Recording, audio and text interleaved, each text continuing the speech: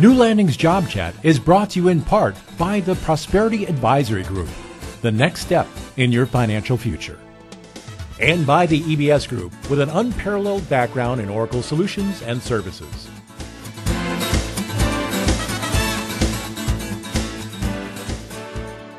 There are nonprofit companies in all of the cities across the USA.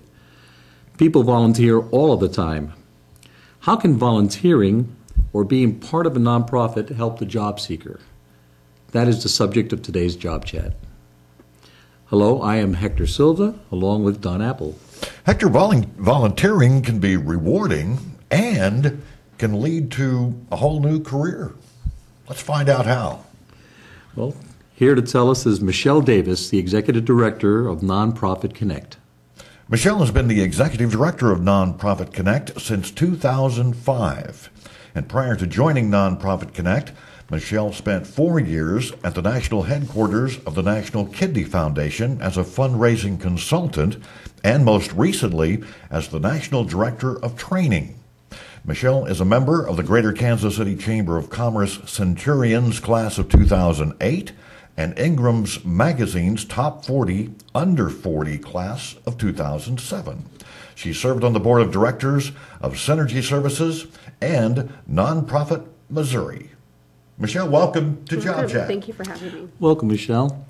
When we talk about careers in nonprofit, what types of careers are available in that area? There are lots of great careers that are available in the nonprofit sector. Some are the ones that you would automatically think of being an executive director or CEO of a nonprofit organization who's tasked with running the organization. You'll also find the one that people probably think about the most and either love or hate is the fundraising position, where you're out in the public either asking money for directly or running special events or maybe writing grants. There are also positions in the area of program delivery. All nonprofit organizations have some sort of mission that they are fulfilling in the community. And so you have someone that works in a nonprofit organization that's running those programs, and then also as part of their responsibility, in addition to just running those programs, they are doing evaluation on the back end about the effectiveness of those programs. Are those programs making a difference in the community? So that statistics class that you took in college might just come in handy. Might pay off. And then there are also, administrative positions. There are positions in the area of marketing and communications. But a lot of the types of work that people do in the for-profit sector, you do in the nonprofit sector. Sometimes we struggle with the word nonprofit. We don't really love it because we don't feel like it really accurately reflects what the sector is all about.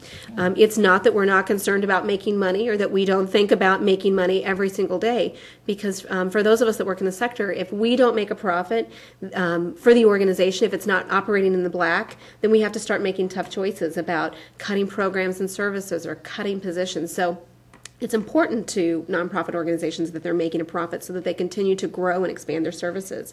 The main difference really simply is that we don't have a profit distribution. So in the years that we make a profit, rather than giving it to shareholders, we just reinvest it in the growth of the organization. So Now, to get into a position, do you just send a resume, or are there some sort of classes that you can take, or is there any education related to that?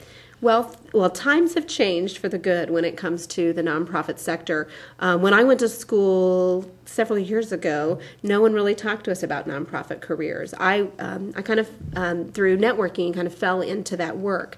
But things are much different today. Today there are degree programs in nonprofit management at colleges and universities all across the country. There is a national organization based in Kansas City that was actually founded by H. Roe Bartle. It's called the Nonprofit Leadership Alliance.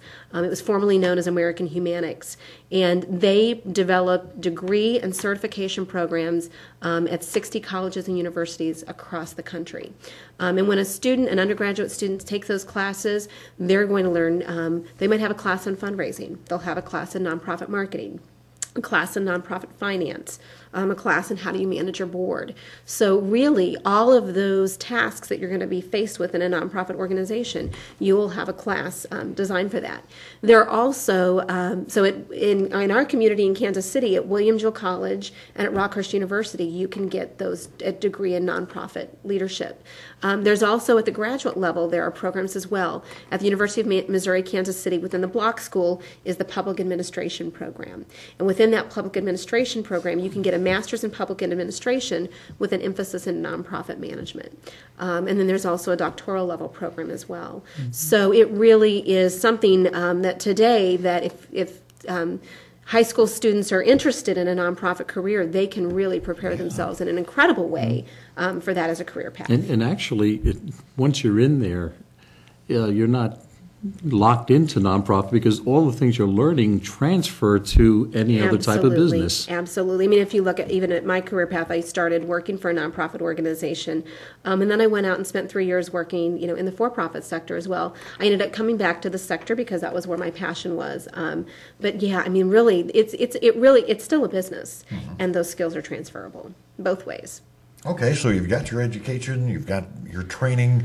Now, how do you apply? How do you get started in the nonprofit sector, particularly when it comes to that paperwork part, the resume? Absolutely. What works best? Well, there are a couple of different things that are great advice for people that are interested in nonprofit careers around the issue of a resume. There's a book that I would encourage people to look at, and it's called Landing a Job That Makes a Difference. And it was written by a woman, a national nonprofit researcher named Shelley Cryer, Cryer. It just so happens for us that Shelley is married to Michael Stern, the director of the Kansas City Symphony. But she is a national nonprofit researcher, and she spent time meeting with nonprofit professionals at all levels of organizations, from students that had just taken entry-level positions to CEOs of large national agencies, and talked to them about their career path. And she outlines that in the book.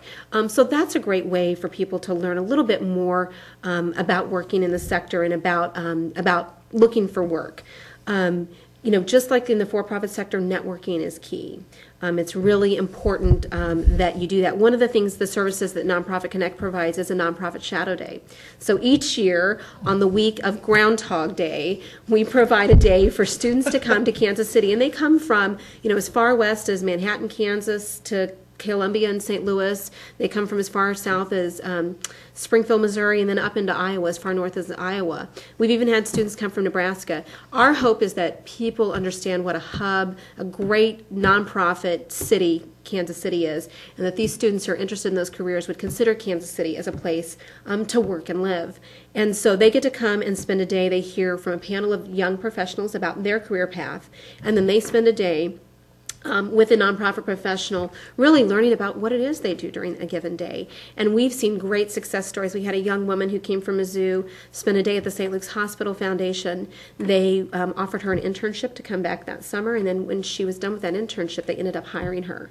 So it really is a great way for students to get exposed. The other thing, to answer your question about resumes, is that especially for people that are what we call, there's a name for people that Shelley kind of coined called sector switchers. For people that have worked in the for-profit sector that now want to work in the nonprofit sector. And the thing that we suggest to sector switchers especially is to really look at doing a resume by function. And Shelley talks about that in her book. That it's really about the skills and abilities you bring to the table.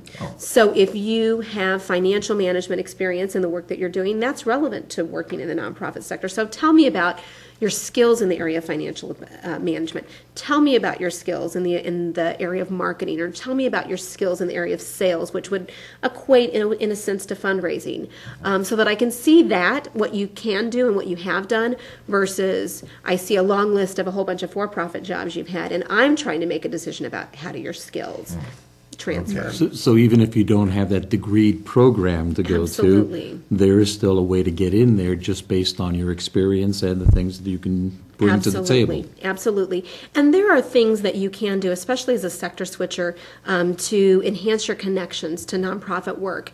There is a national organization, the Association of Fundraising Professionals, and they have in Kansas City, we have the Mid-America chapter.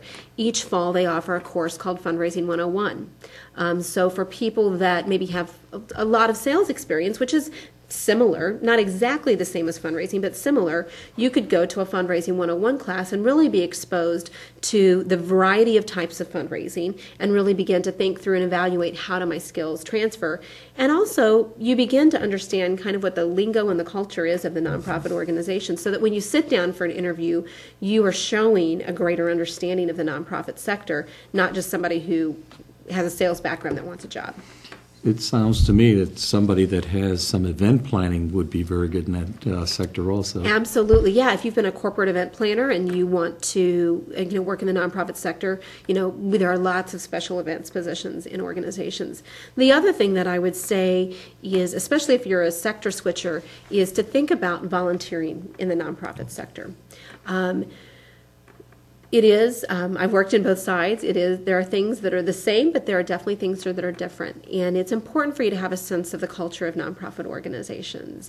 And that, a lot of flexibility is required and the ability to wear multiple hats is required. And that, oftentimes a process that you might see go really fast in the for-profit world doesn't go quite as fast in the nonprofit sector. So those are some of the misconceptions of going from one sector to the other. Right. And so by volunteering, you get a greater sense of what life is like in the nonprofit sector, and if that's something that you really want and are capable of, devoting a career to.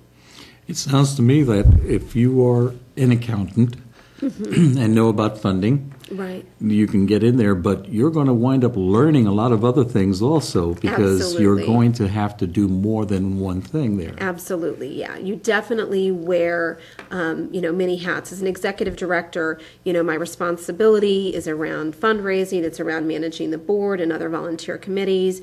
But I'm also responsible for the financial statements and the audit. And I'm also responsible for the customer service of the organization, making sure that we, really are serving the public and appreciating the public in a way that they want to interact with us. So yeah, you wear many hats. It's a great training ground. It is, absolutely. New Landing's Job Chat will be back right after a word from our sponsors.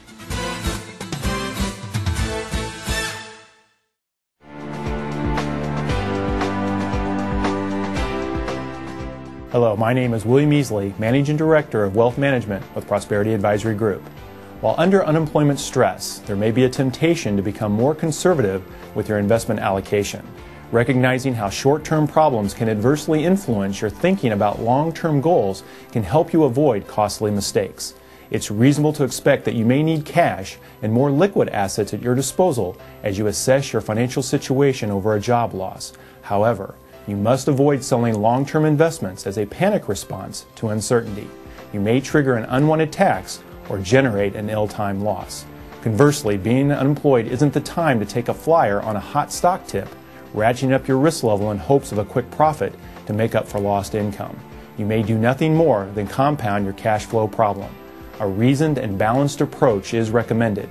Start by seeking out a qualified financial planner, such as a CFP professional, who can help you assess your unemployment situation, suggest strategies for conserving wealth, and perhaps help you with ideas on how to best protect assets.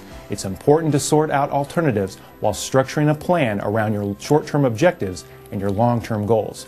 Again, I'm William Easley with Prosperity Advisory Group, the next step in your financial future.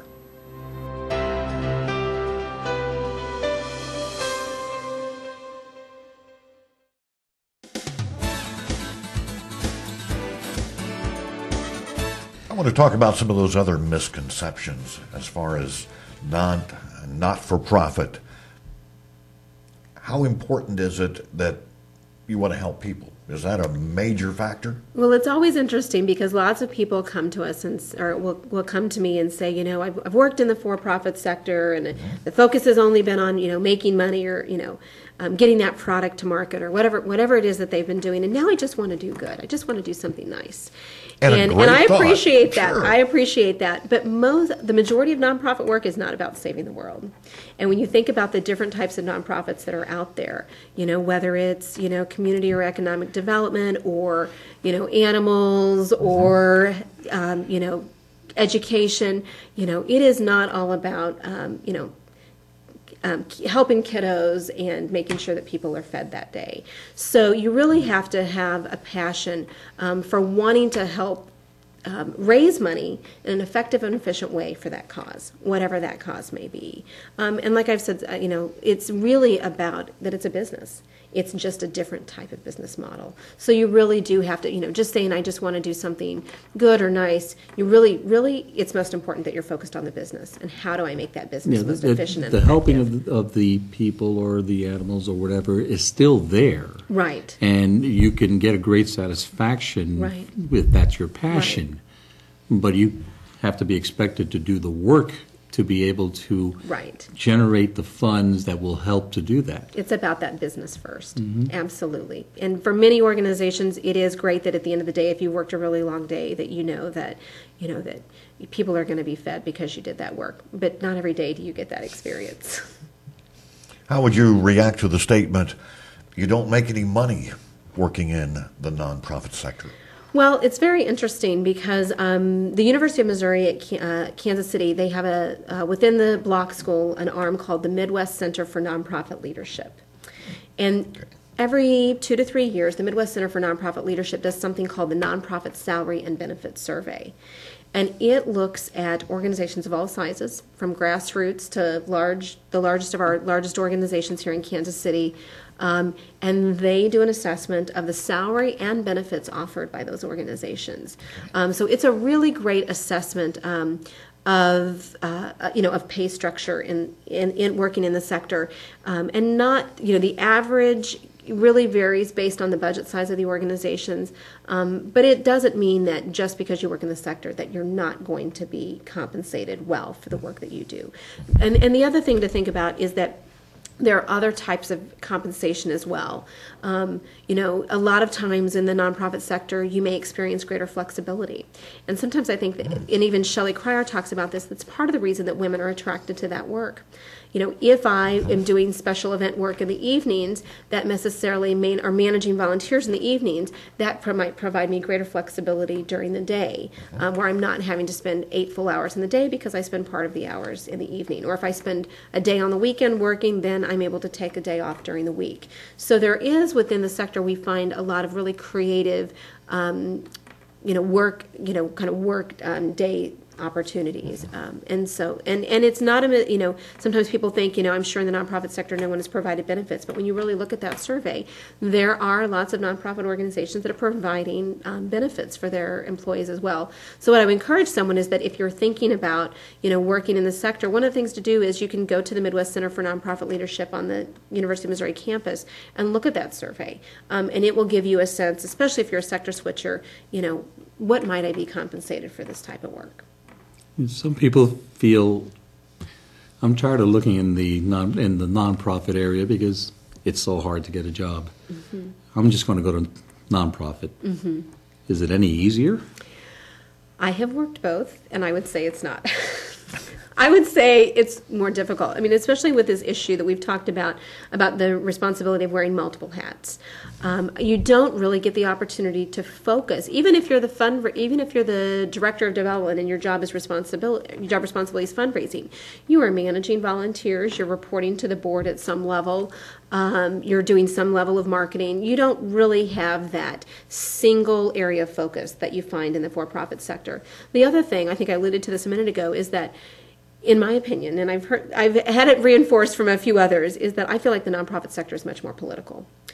And the work that you have to do and the decisions you have to take much longer, because there's so many other parties that have an opinion about what you're doing. So you're a public organization. You're publicly funded.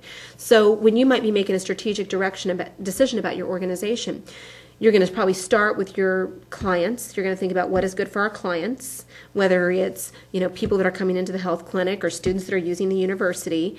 You think about your clients and what's the impact on them, and you may do some discussion with clients about what they want.